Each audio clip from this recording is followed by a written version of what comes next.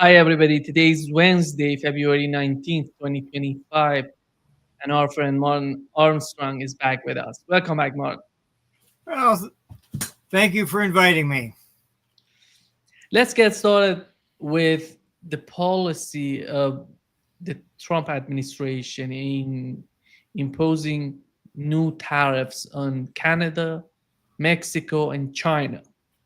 Here is 2 weeks ago, there was a report on Fox News. I want to play part of that. I want to see your reaction to what they're arguing. Canadian businessman and chairman of O'Leary Ventures. He comes to us from Tokyo today. More on that in a second. All right, I wanted to ask you about this because President Trump this morning will talk to the leader of China.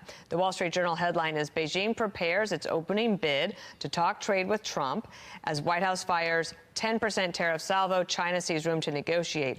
Here's what President Trump said about China yesterday. What I have discussed is we'll have some good meetings with China. We have meetings planned, and we'll see what happens. But that was just an opening salvo. If we can't make a deal with China, then the tariffs will be very, very substantial. So Mexico and Canada were obviously motivated to try to get to a deal with President Trump yesterday, and they got a 30-day pause. Do you think President Xi is of similar mind? No, I don't. I think China's a completely unique situation, very different than Mexico, very different than Canada. China, since 1999, when they joined the WTO, has never abided by the rules in any single year, and they certainly don't abide by IP law. And clearly, the fentanyl issue has been outstanding for years.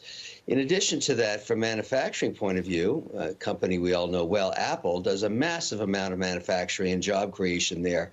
I think the China deal is far more complex and requires a lot more negotiation than a weekend of just suspending tariffs for 30 days.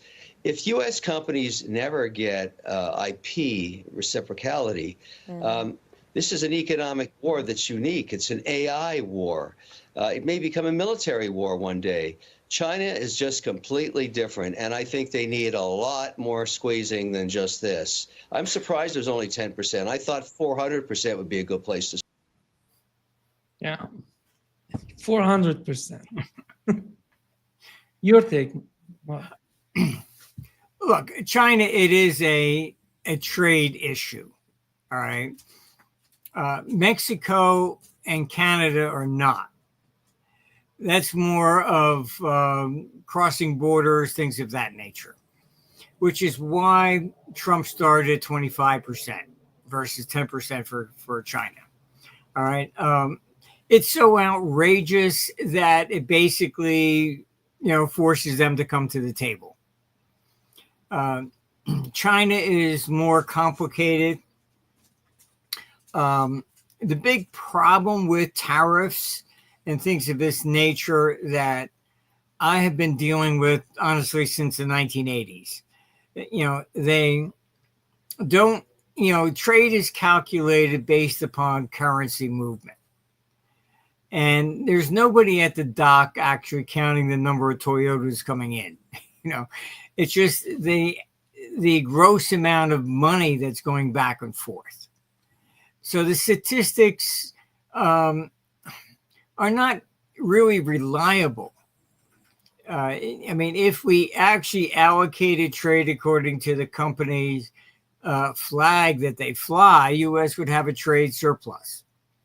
Like what he's saying about Apple, produces a lot of stuff over there. The real problem that you have is more or less Europe, I think. That's going to be much more serious.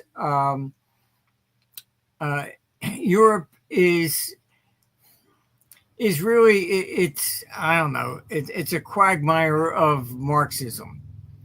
They've been that way since really World War II. They put up everything. It's old ideas that, well, we can't let this in. It will cause, we need to protect our jobs. And this is why Europe has never really boomed. There was an old economist from the 19th century, David Ricardo, and he explained correctly. He says he came up with the theory of comparative advantage. You shouldn't be growing a head of lettuce in the Saudi Arabian desert. You can, but you got to pour a bucket of water on it every hour, and so your cost would be, let's say, $10 when you can buy it from somebody else for 50 cents. It makes no sense. You're actually reducing the standard of living for your own people.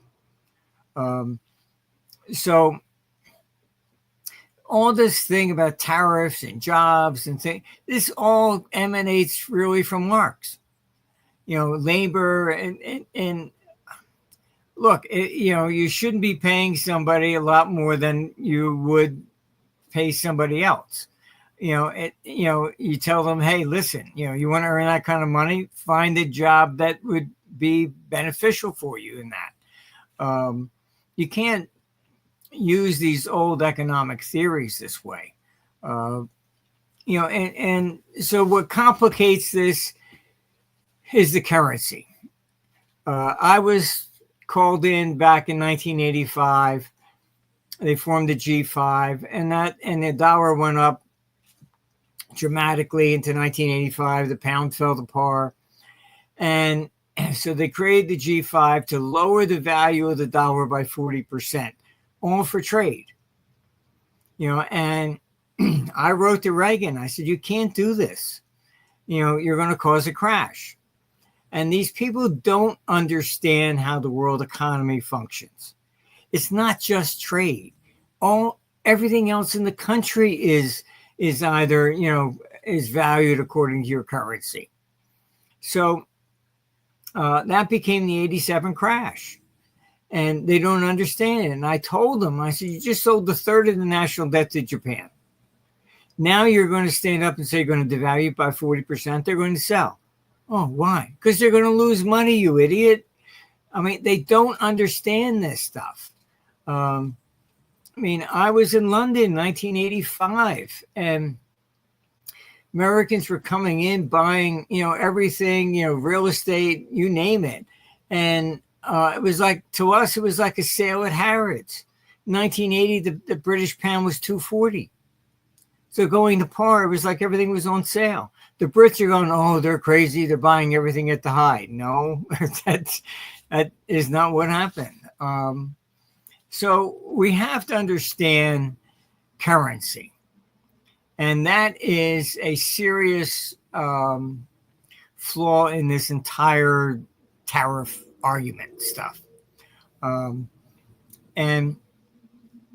if they're, they go into a recession, a depression in Europe, which is probably what will happen, then their currency will decline. So as that currency declines, that's pretty much what happened for the Great Depression. They didn't understand it then. You had a sovereign debt crisis in 1931. Wheat coming in because their currencies fell, undercut American farmers. So that was Smoot-Hawley, and it was all over agriculture at the time. Put in tariffs, all this to protect our wheat. They didn't understand this was all currency. 1997, Paul, Rubens from ex-Goldman Sachs became Treasury Secretary, started talking down the dollar again for trade. I wrote to him. I said, look, I'm the one that got called into the 87 crash. Knock this off. You're going to cause a crash again. All right. What happened? 1997 Asian currency crisis. A few weeks later. The same thing, with, I met with the Swiss Central Bank. I warned them, the capital flows are coming in. Your peg to the euro is going to fail. Oh, well, we think we can hold it. I said, very nice. I think history's on my side. No country's ever been able to do this. A few weeks later, the peg breaks. All right. They don't understand currency. They really don't. And it doesn't matter what government we're talking about.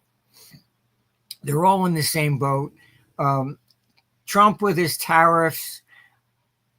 Again, this is what they taught in school. So I can't fault him. I mean, you go to school and they still teach us crazy stuff. I won't mention the university, but one of the top 10 in the world asked me if I would teach there. And I said, no, I'm not really interested in being a teacher in a classroom. And I asked them, I said, why are you even asking me? And lo and behold, they said, we know what we teach doesn't work. I said, well, I guess that's the first step. But look, Keynesian economics, it doesn't work. It was formed in the Great Depression. U.S. had a balanced budget. So you raise interest rates, lower interest rates, it affected us directly. All right. Today, the governments are the biggest borrower in the room. You raise interest rates to stop inflation. Nobody in government says, oh, gee, they want us to spend less. Let's cut our spending. Not going to happen. All right. So now the interest expenditures of the United States are reaching $1 trillion. The national debt was $1 trillion under Ronald Reagan. I mean, this is not sustainable. And unfortunately, we're probably going into a global recessionary period into 2028. I suspect that Trump will probably be blamed, just like Hoover was. Tariffs, protectionism, stuff like this. This is typically what they'll probably roll out. True, no, it's not. But we're going in that direction anyhow, and he shouldn't be doing this because he's only going to get blamed for it. But the 25% against Mexico and Canada was basically to get them to step up to the plate. Mexico is, okay, fine, we'll send in 10,000 troops and protect the border. Before it was like, they didn't stop anybody from just walking through. Canada, kind of the same thing. Don't pay attention to the border. Hey, it's not affecting us, so why should we care? They should be protecting their borders. So I can't disagree with Trump on that side. But the 25% was his classic art of the deal. That's it. Now let's negotiate. If you don't negotiate, that's what it's going to be.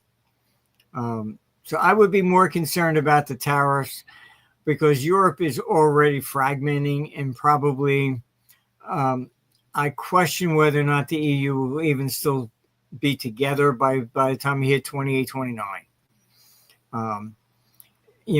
This idea of centralized power, it just doesn't work.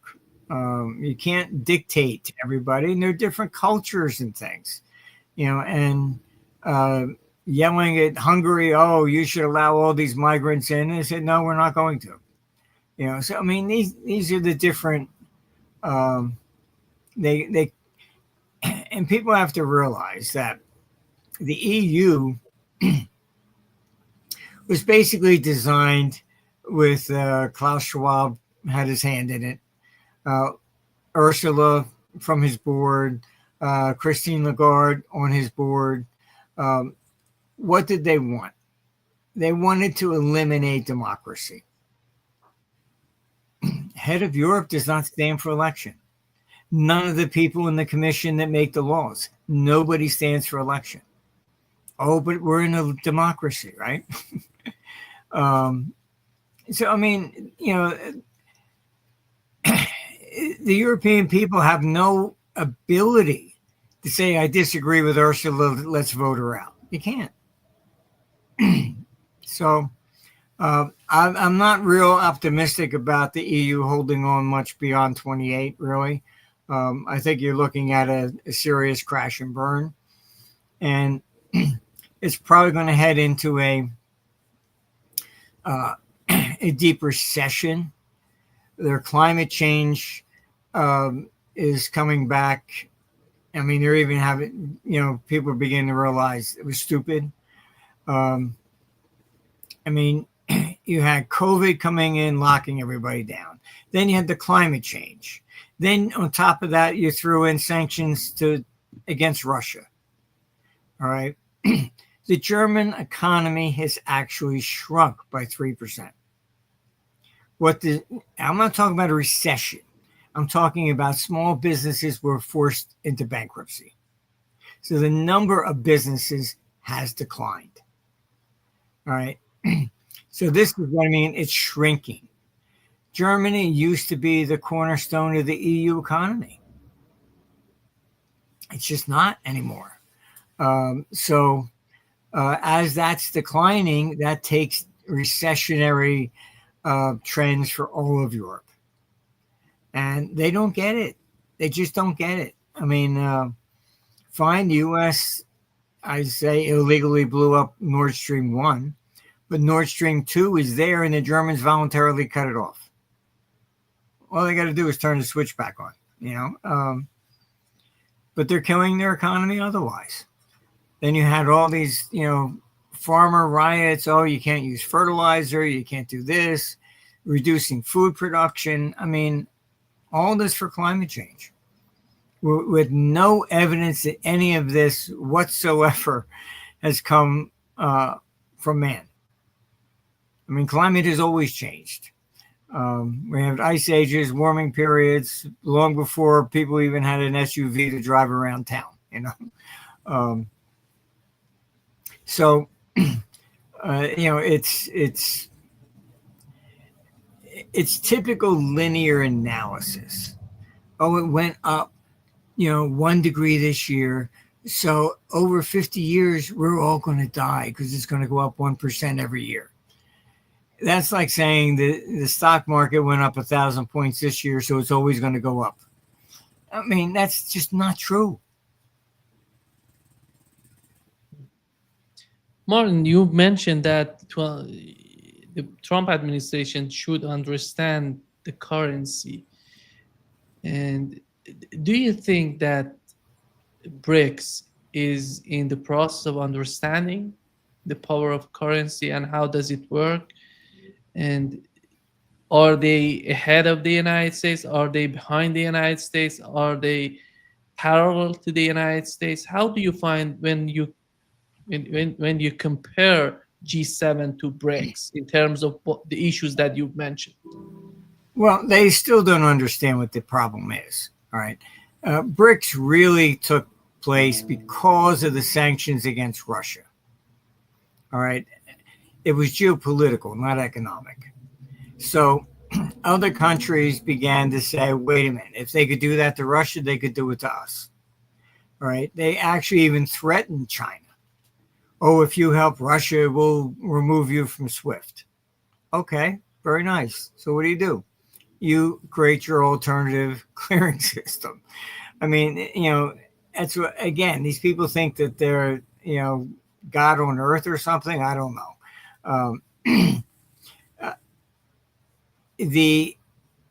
And nobody seems to quite understand this. Why is the U.S. economy the reserve currency? It's got nothing to do with gold or the politics or anything else. It's that the U.S. has the biggest consumer-based economy, period. So Germany has to sell its BMWs to Americans. You know, Japan's got to sell its Toyotas. So when you have to sell to that market, you got to price it in dollars anyhow. All right. So now what the real issue is, which people are not paying attention to, it's that China has looked at what I'm saying. And they are looking at constructing a consumer-based economy. They have rejected that of Europe, where you can Google it and you'll see that although Germany's the strongest economy, the average German has less net worth than that of an Italian. Why? Because they keep their taxes very high. They're afraid of inflation. So they oppress their own people. And they're using, you know, an 18th century economic theory of mercantilism. We build stuff and sell it to somebody else and bring the money home. You know, I mean, that's what Adam Smith was all about, against. He was arguing his Wealth of Nations was in opposition to the French physiocrats. Physiocrats said basically that the wealth of a nation is only its agriculture. So a farmer that makes the saddle, he's like a parasite. He's not creating wealth. He's living off the wealth of the farmer. All right. And Smith's Wealth of Nations argued against that.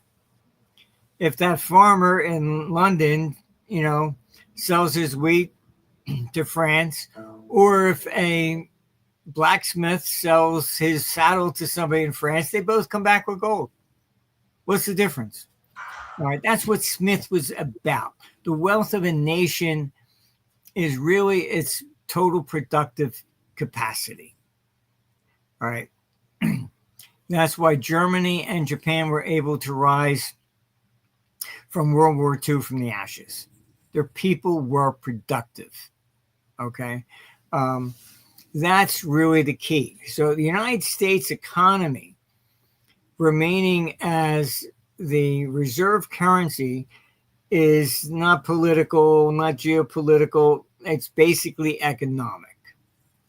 Now, when China, it's going to take time, but our computer is showing that they probably will supplant the United States as the biggest economy after 2032. It just takes time to build it, but they're rebuilding their Silk Road, etc., lending into places in Africa, South America.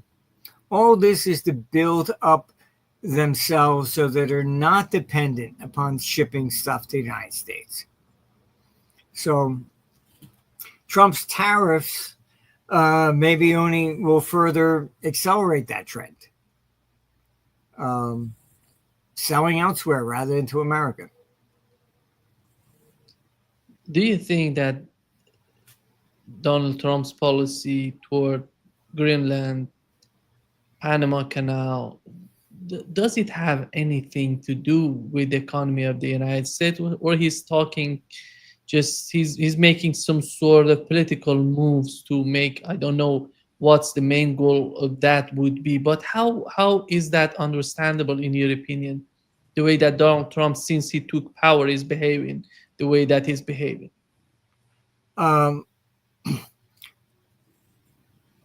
Basically, Greenland has been a secret base of the United States since the 60s, right?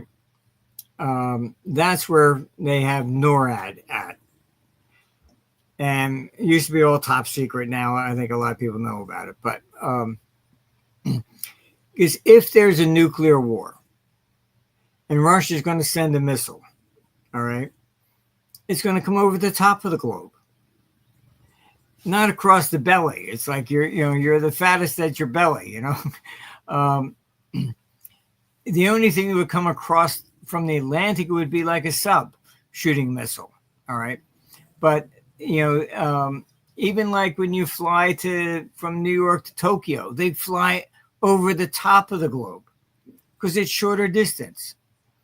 All right, if you go around the belly to, Hawaii, you would never make it. You'd have to stop for gas someplace. So that's the importance of Greenland, and it has always been there.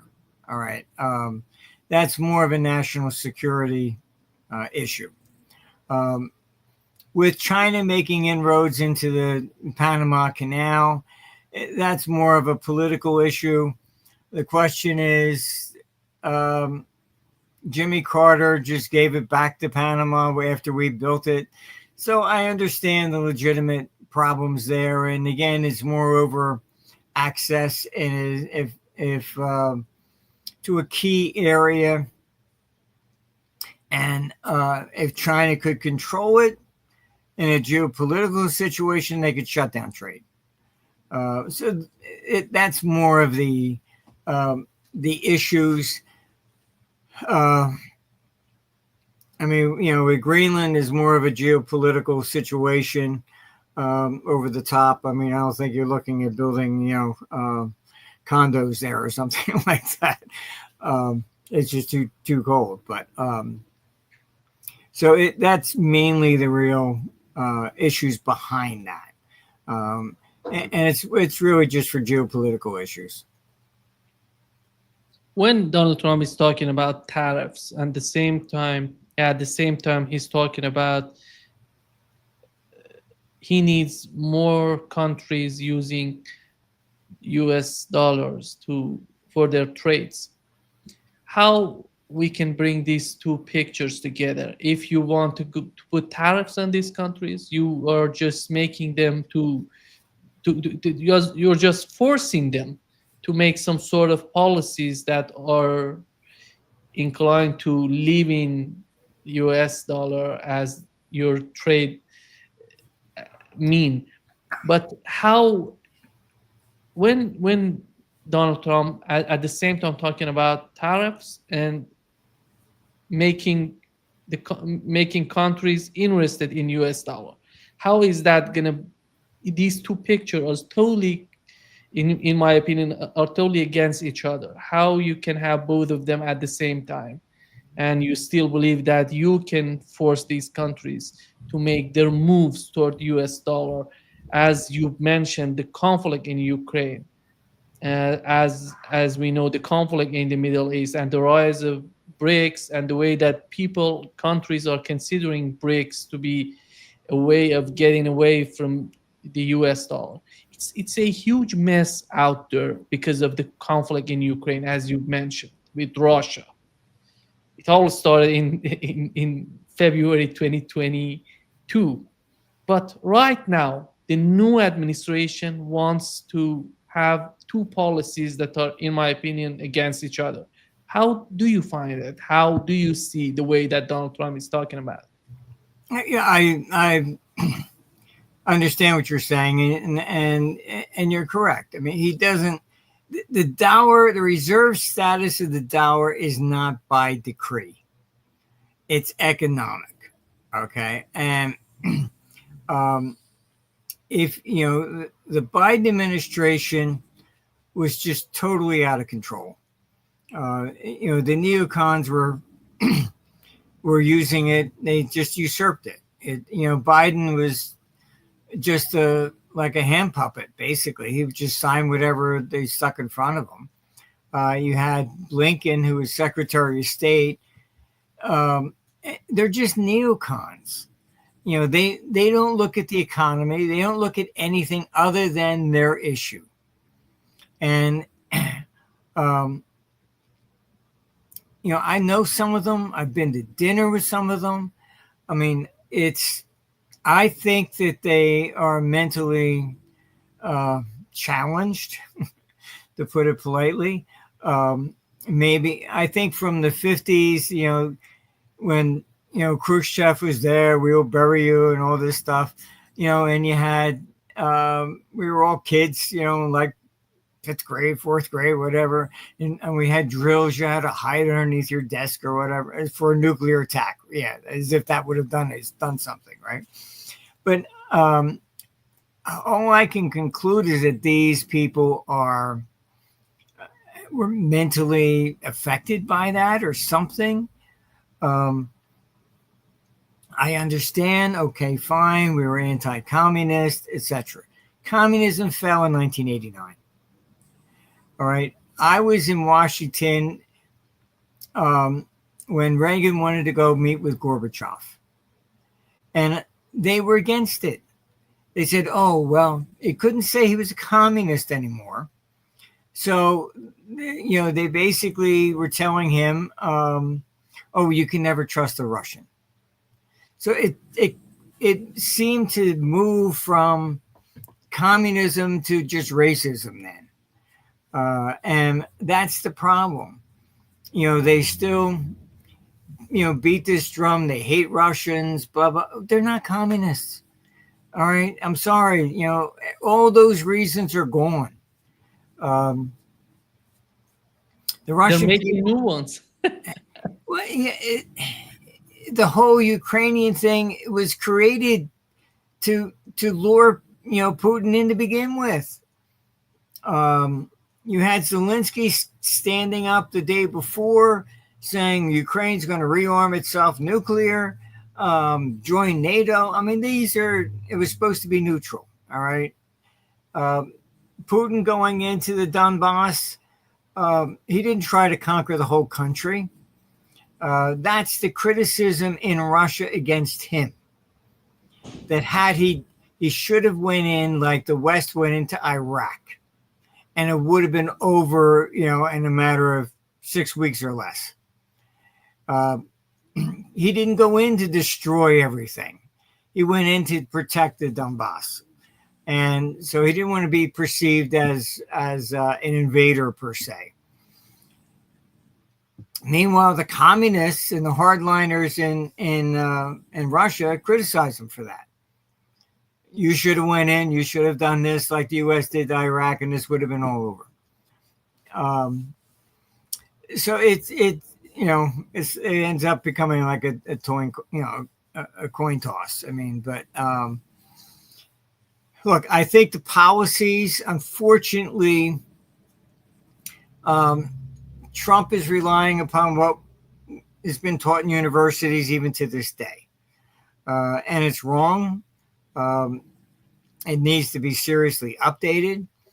Then you have, he is against the neocons.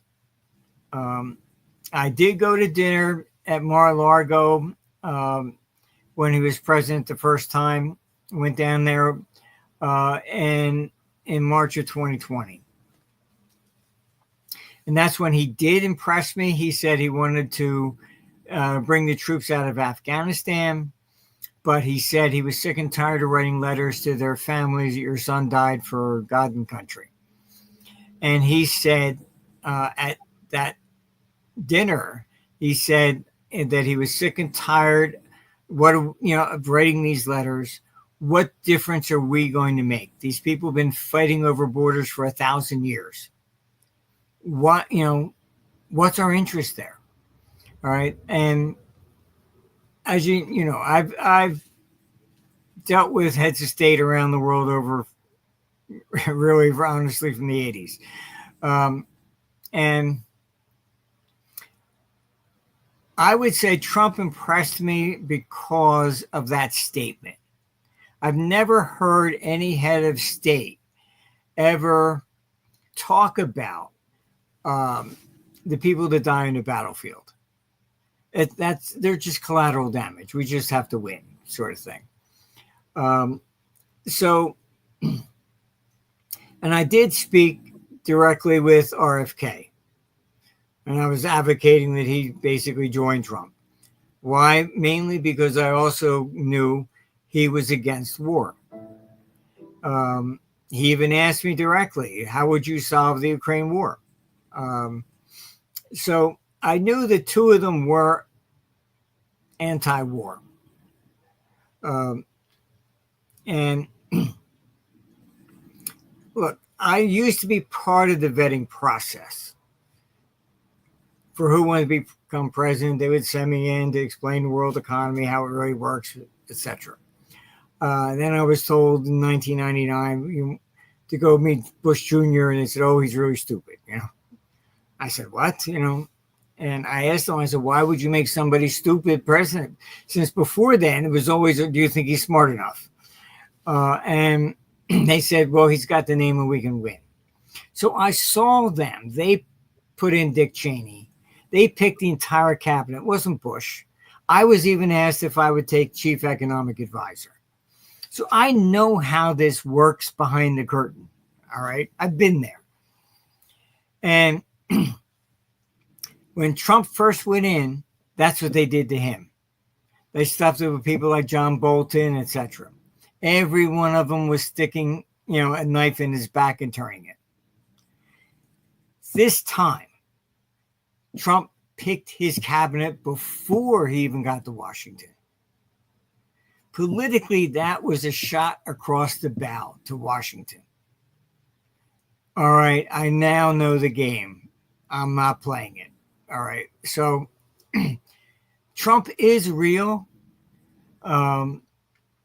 what he says he does believe. All right, I disagree with him on the tariffs and things of this nature, fine. But I also understand where it comes from. All right. This has been taught in schools forever. It comes from the Great Depression and all that stuff and Marxism and all this nonsense. So I do think that this is why he is circumventing Zelensky and the EU, going directly to Putin. Why? First of all, you can Google it. It was the Minsk agreement.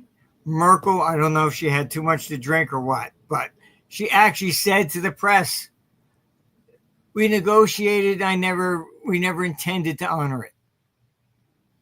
I couldn't believe any head of state would ever say such a thing.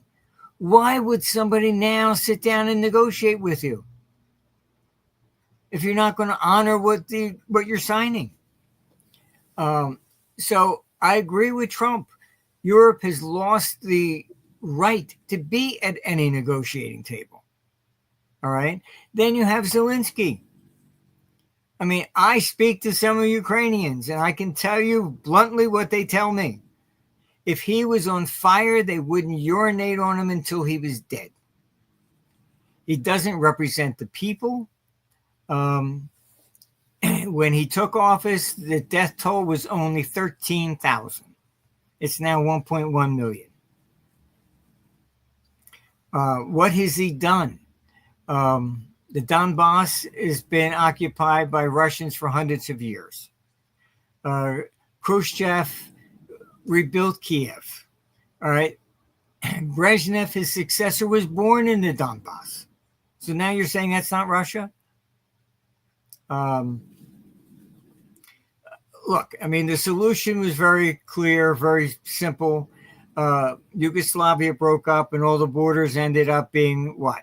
According to ethnic, religions, language, etc. All right. That's the answer for Ukraine.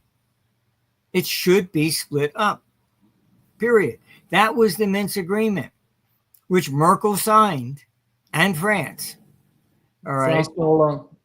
And they were to be allowed to have their own election, to vote to separate. And then the neocons, had basically started this war. They put in an interim government after the 2014 election, a revolution, which was unelected. All right, not voted by the people, and they are the ones that started the war. They were told to go attack the Donbass, and that was to draw Putin in. I mean, come on. I mean, this is, we got to call a spade a spade. I mean, these people just always hate Russia, always been trying to create wars.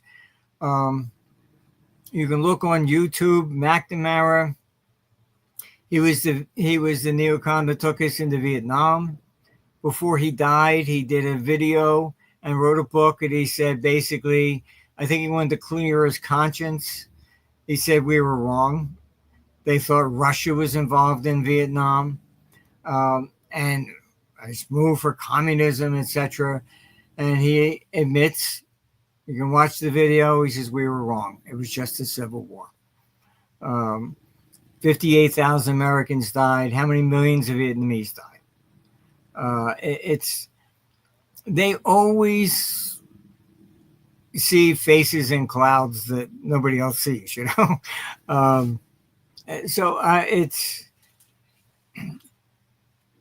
I support Trump on this move to strike a deal with Putin. Putin's been asking for peace all along. What I fear is that NATO is telling everybody else that in Europe, we can do this without the United States. Every story you see, Russia's weak. Particularly their sources, look at it, ISW, Institute for the Study of War. Who's that? Victoria Nuland's sister-in-law. All right, another neocon. Everything she says, oh, Russia can be defeated. Russia's weak. Russia's this. Never reports the truth about anything. All right. And what I've heard is that, Russia's nukes are really old and it wouldn't work. Although they got 5,000 of them, so maybe 1 out of 5,000 works. I mean, I've spoken to Congress. I've warned them. They were saying, oh, no, we're not going to be at war with Russia. It's going to be China. I said, they're telling you to look in the opposite direction. They're going after Russia. And what do I got to do? Shake you, turn you upside down and make you see whether you're being lied to? So, I mean, I'm at least getting more credibility in Congress. They're beginning to go, man, maybe you were right. I says, no, maybe. I know what the hell's going on. But this is it. They've been telling them they're going to be at war with Russia, not Russia. With China, not Russia. Completely opposite. Because they didn't want them to even look at what they've been doing in Europe. So Europe, I think, is basically sealing its fate. I did speak to 3 governments over there last year, and I was just shocked. Oh, Putin's going to have to accept what we say. I said, what are you going to do, invade? What are you going to do? I fear that what's really behind this is that their debt is collapsing. This one-size-fits-all dictatorship out of Brussels is not working. Trying to dictate, to Hungary, oh, you must accept migrants. No, we're not. You just can't do this kind of stuff. And so I think, the EU will break up. I think there's no question about that. And that they need war as a distraction again. It's like, Biden put all these sanctions on Russia. Energy prices went up. And what did he say? Oh, it's Putin's inflation, not his. This is the way they always operate. It's never them. There are no mirrors in government. Trust me. It's always somebody else. Do you see the conflict in Ukraine is making Europe more sane and to understand their situation? Right now, Donald Trump is talking about he's not interested in the conflict in Ukraine. He wants to put an end to the conflict as soon as possible. Mm-hmm. And in addition, he's not interested in Europe as well. It doesn't seem that he wants to be that's why he's asking Europeans to increase their defense budget from 2% to 5%. We know that with the current situation that they're facing with their economy, it's quite impossible for them. And why is Donald Trump asking them this way? And if he knows that they're not capable of doing this, is Europe is getting out of the interest of the United States? How do you see the future of the relationship between the United States and Europe? Well, Europe's been, basically sandbagging all the time. And he's correct. The U.S. has been the major donator to UN, to WHO, to basically NATO. But they, look, NATO is just a retirement home for neocons. That's it. I've dealt with governments from Middle East, Europe to Asia. I don't see any difference. All right. Governments are governments. That's just the way it is. You create an agency and they will fight to the death to keep their money and their jobs. All right. If we are honest about NATO, it was created when communism was threatening to invade Europe. All right. That's gone. All right. It should have been shut down. So NATO basically is always out there. Oh, Russia's going to invade. Russia's going to. They have to say this. Give us more money and we'll protect you. You know, if Russia's not going to invade, they're not going to get money. So they have to keep this facade up that, oh, we're in danger, blah, blah, blah, whatever. Oh, if Ukraine falls, he'll take the rest of Europe. Look, as I said, he's criticized for not taking down Ukraine. He should have went in, they say, as we did to Iraq. He does not want that type of situation, period. So I would not. The Russian people aren't interested in that. The European people aren't interested in invading and occupying Russia or anywhere. I mean, the average person everywhere just wants to get along, take care of their family, and for them to be, government to leave them alone as much as possible. That's it. And I mean, you can look at Hermann Göring when he was on trial at Nuremberg, and they asked him, "How did you get the German people to follow Hitler?" He said, "That's easy. Just tell them they're going to be attacked. They're going to be this." Everything he said, just look at his speech, is what NATO does. You talk to people in Yugoslavia area, all the breakup, mention NATO, they hate them. They bomb the hell out of people. Oh, we're going to bomb you into peace. So if we kill everybody, there's peace, right? So I don't think you're going to see Trump realizes this is a one-sided deal with Europe. They have exploited us tremendously, expect the U.S. to always pay for everything. And he's correct. I mean, I was shocked, but even Jamie Dimon at Davos stood up and said Trump was right about NATO. Look, I mean, it's anybody that's honest would have to say he is correct. And the problem with Europe is they want to use all this money for climate change and social programs and things of this nature. They don't want to spend on defense. Try and get the U.S. to pay for it so they don't have to. Martin, right now with the situation in Ukraine, Trump is trying to negotiate with Russia, and he sent his team to Saudi Arabia to talk with Russians without Europeans and Ukraine being part of that sort of negotiations.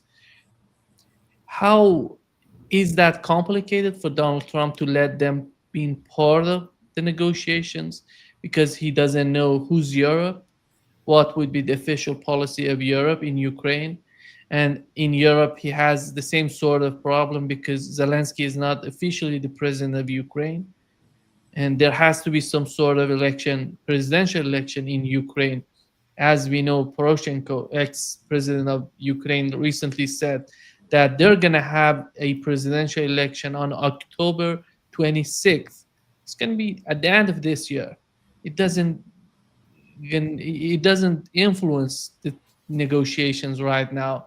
If they want to be part of negotiation, there has to be a presidential election as soon as possible. Or even yesterday, they had to have some sort of presidential election. How do you see the difficulties that Donald Trump is facing in terms of Europe and Ukraine to be part of negotiations? Well, I think the thing that would really overturn Zelenskyy, most people do not realize what Biden did. He is not only paying Zelensky's salary, but everybody in government and their pensions. All right. Cut all that money off.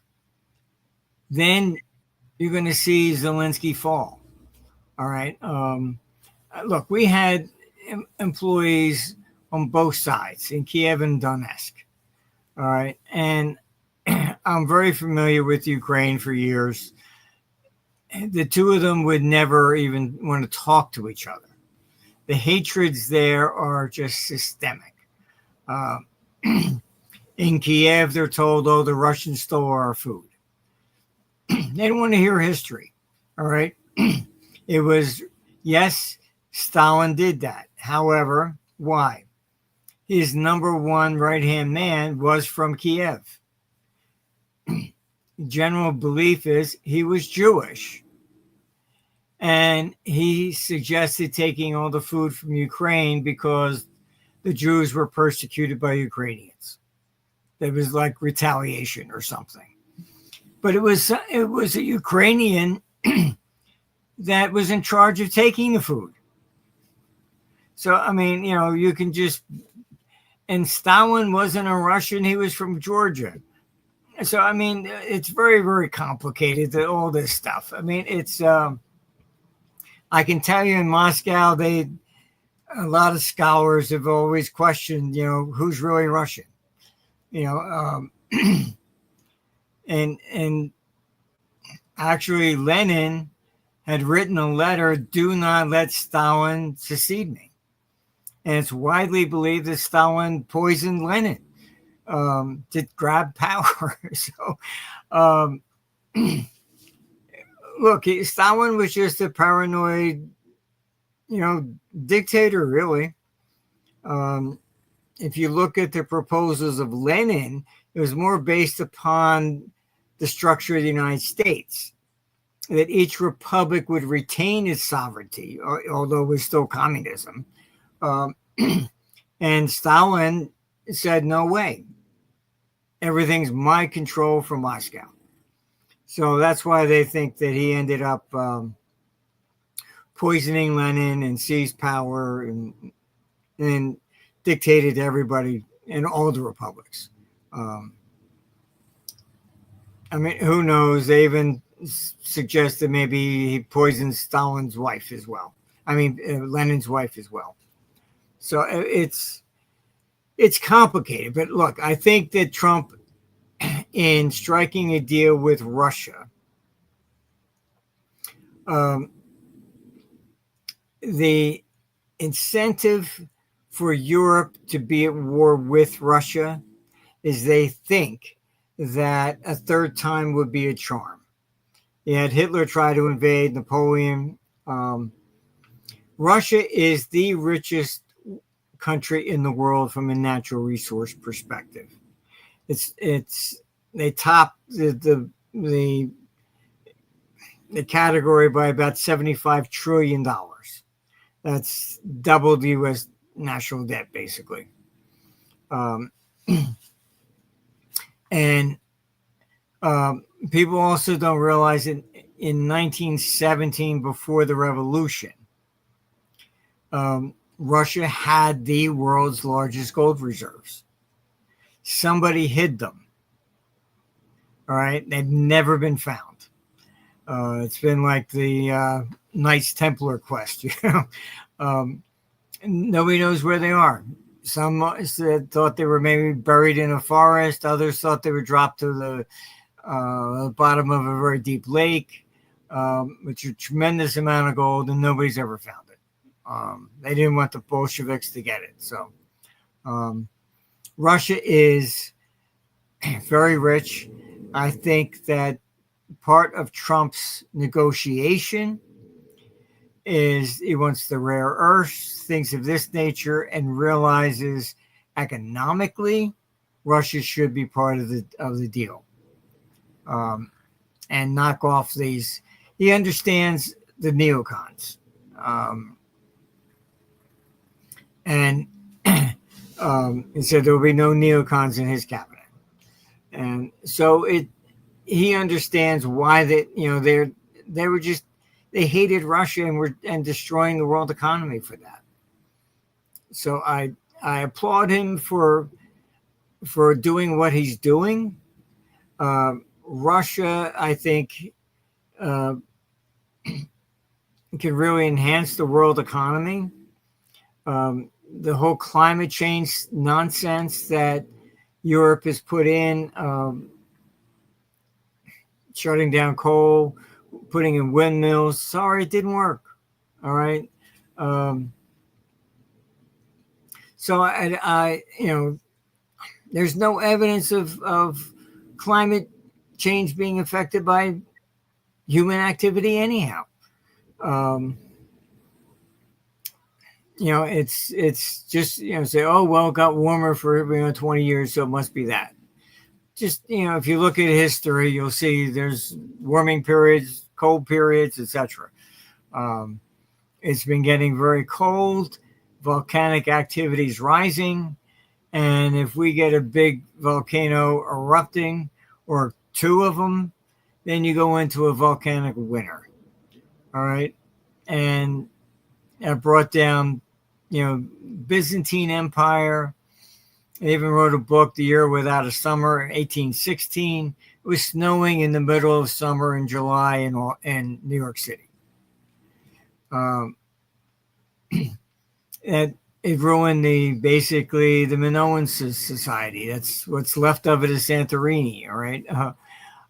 When you get a big volcanic eruption like that, throw so much ash up into the air, it blocks the sun.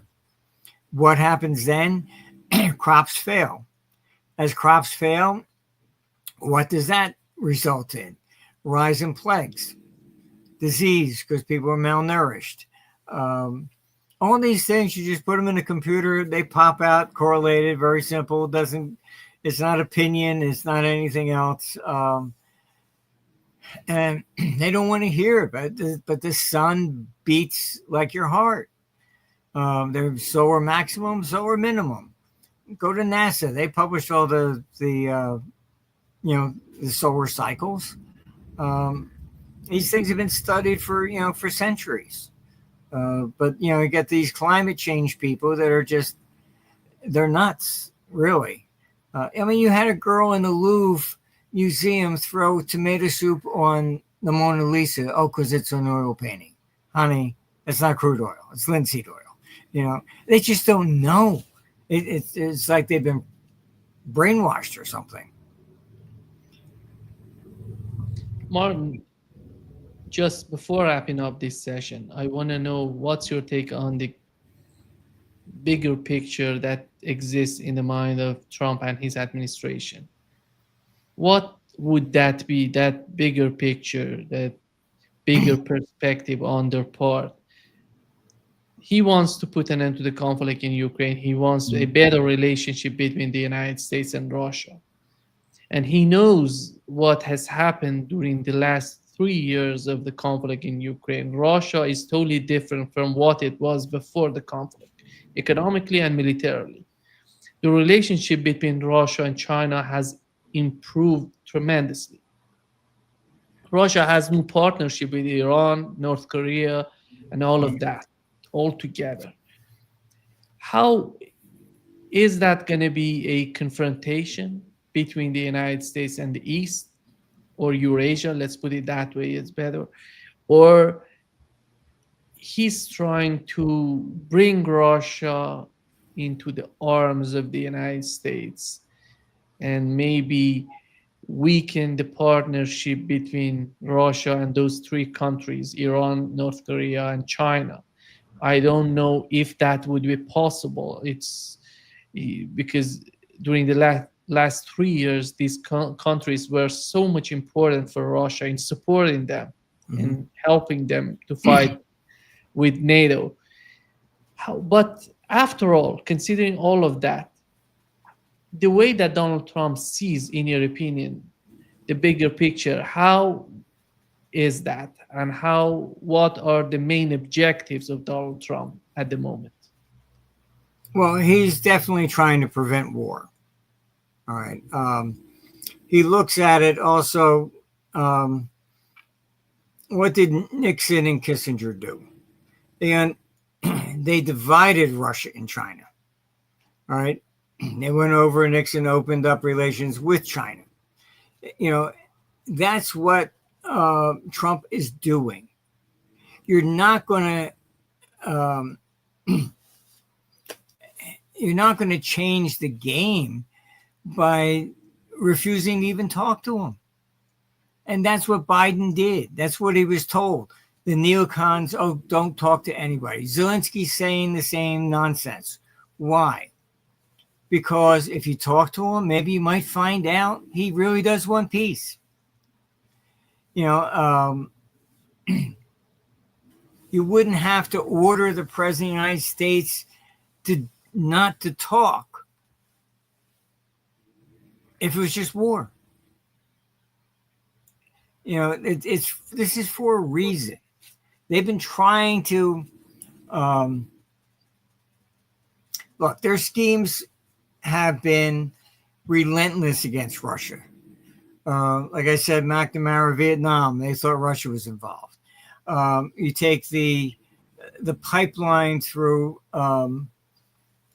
Syria from Qatar, which was supposed to replace Russia to cut off its energy sales. And that's why they wanted to suddenly, Assad's evil. He's going after his people. That was all bullshit too. All right. Then what did they do? Okay, fine. They blew up Nord Stream. They told Europe, keep your mouth shut. All right. U.S. is then paying for a pipeline from Nigeria all the way through Africa again to Europe to cut off Russian assets. All right. Then there was a coup in Niger. Who hopped on the plane to go over there to try and make sure the pipeline continued? Victoria Nuland. I mean, everything they do has been taking out Nord Stream. Zelensky cutting off the gas to, his neighbors. Everything they do is like, if we undermine their economy, Russia will collapse. This is it. This has been an economic war. And they've been doing this for decades. This is what Trump does understand. And look, I mean, the examples from history, which I have basically tried to browbeat people into in Washington, just look at the Roman Empire. The Pax Romana lasted for 1,000 years. Why? Because, yes, they conquered all these countries. Fine. But then they found it beneficial to be part of the empire rather than the outside. Why? They could basically manufacture whatever goods they had. They could make, vases in France and sell them to somebody in Syria. There was no trade barriers. Rome didn't have all this socialistic nonsense, regulations and things of this nature. Taxation was about 7%. It created peace. The way you create world peace is through free trade. If Russia and the United States have trade, what happens? If somebody in Russia is going to say, let's go after the United States, the people that benefit there are going to go, hey, what are you talking about? You're going to put me out of business. The best check against governments basically is free trade from the people. I mean, that's the lesson from history. All we're going to do is listen to it. Trade barriers, tariffs, all this nonsense back and forth is not going to protect your ass. Simple as that. Martin, before wrapping up, how did you find the way that Donald Trump is trying to deal with USAID, and they don't see that would benefit, the policies of this organization would benefit the United States in a long run? But are they gonna, in your opinion, are they gonna change the attitude of this organization? Because it seems that this organization gonna survive under the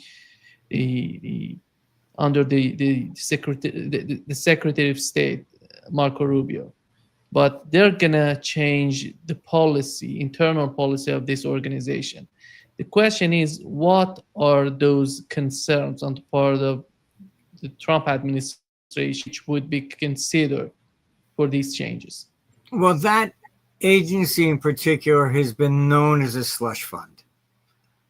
It's corrupt as hell and has been. When they're asked about where's the money going, you have no right to ask. They really have, they've just become too arrogant. The only way you can keep it is you do have to fire everybody. You got to bring in new people because, they've been running it a certain way for a long time. All right, Trump leaves. Okay, we're back to normal. You got to get rid of those people. Becomes a power-hungry grab, and they will never see themselves as wrong. Everybody else is wrong, not them. Personally, I think it should just be shut down. I would fire absolutely everybody and shut the agency down because you cannot. Once you get any kind of an agency, it becomes a cancer. You can't change it. I've never seen anybody's been successful at that yet. Kennedy wanted to shut down the CIA. They probably took him out. This is just the way it goes. Most people think the CIA had something to do with it. This is just any agency's always going to fight for its own survival.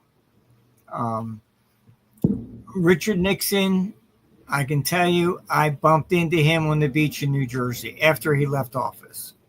And what I was shocked, he was not surrounded by Secret Service. I Googled it. What did he do? When he left office, he rejected protection from the Secret Service. Why? There was a tape. He had the head of the CIA in his office, and I think the CIA organized it to take him out. Why? Because on that tape, he said, I know who killed JFK. So he most likely understood it was the CIA, and they arranged it so he would be taken out. The people that supposedly broke into Watergate, ex-CIA people, amazing, huh? I think you could have hired a couple of guys from the hood to go do something like that, and they would have got in and out. I don't know. I wouldn't trust anything that comes from these agencies in Washington. They're just too corrupt. It's like Brussels is already very corrupt. Look, I've been there in the morning and I see a queue and people coming up, swiping their cards, turning around and leaving. And I asked, what's going on? They get an annual salary, but then they get a bonus if they actually show up to work. So here's a queue in the morning over there with cards, signing in, turning around and leaving. So they get the extra, 200 euros a day? It's I'm sorry. I have no faith in government from what I've seen over the years. It's just simply the way it is. It needs to be seriously checked. Just look at what Elon Musk is doing so rapidly, with AI going through their computer systems. You can Google also the day before 9/11. Rumsfeld's testifying before Congress. There's $2.3 trillion missing in the defense budget just that year. Where'd it go? Oh, we'll investigate. The plane that supposedly hit the Pentagon coincidentally hits the very room with all the records. Oh, sorry about that. Can't investigate. Look, what can I say? Look, this stuff's been going on. We shouldn't be surprised about it. as I've said before, go to the Greek island of Delos. The Temple of Apollo was like the Federal Reserve in ancient times. And there's a stela listing all the city-states that defaulted on their loans. Sovereign defaults. I mean, that was 400 BC. Come on. Nothing's changed. Thank you so much, Martin, for being with us today. Great pleasure, as always. Well, thank you. Say hello to your government for me. Take care. Goodbye. Bye-bye.